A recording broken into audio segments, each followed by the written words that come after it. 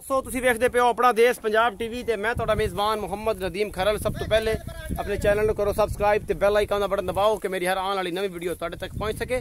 दोस्तों तुहाडे वास्ते तुहाडा भी नदीम खरल अज एक झोटे की वीडियो लैके आया, जो दूसरी मारी झोटा है, बड़ा खूबसूरत और बड़ा नायाब और बड़ी आली पा दा चिश्तियां दा जनाब नस्ल का झोटा है। दरिया के उत्तों लंगरियां दे नस्ल ते चिश्तियां दी नस्ल ते रथा दी नस्ल तिन्ने नस्ल इत्थे मशहूर ने।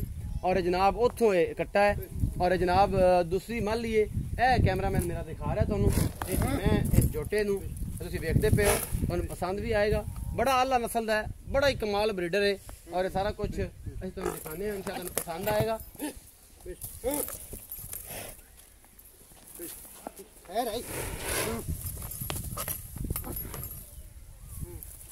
ए ब्रीडर है, मुतरी टेस्टिस बड़े आला ने, अखा बड़िया खूबसूरत ने, सफेद चिट्टियां अखा ने, किगरी वाला सिंह है, 8 साढ़े 8 9 मन वजन है इस ब्रीडर का। दूजी माली है, बड़ा आला किस्म का ब्रीडर। मेरी कैमरे की नज़र आ गया, बस गल मुक गई।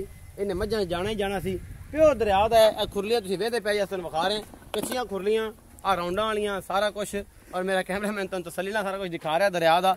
असीं भाई नाल कर लेने गल कि भाई ये कट्टे का की हिसाब किताब है और कट्टा दे माली किन्नी है, वजन किन्ना, मुल किन्ना है। जी भाईजान अस्सलाम वालेकुम। वालेकुम सलाम। जी भाईजान दसो कि कट्टे का वजन किन्ना है जी?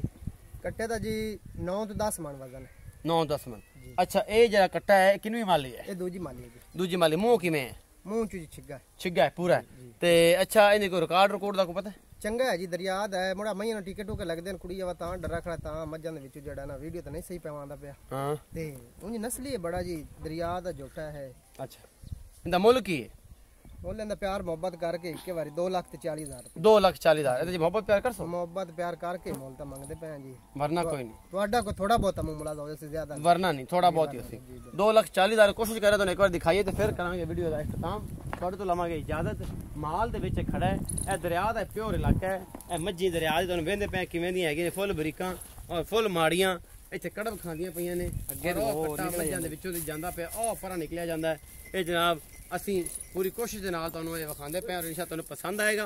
उम्मीद है साडी अज वाली जिहड़ी वीडियो है तुहानू बेहद पसंद आएगी और इसे तुसीं याद करोगे। अपना रखिया जी बहुत सारा ख्याल। अल्लाह ने के बाद।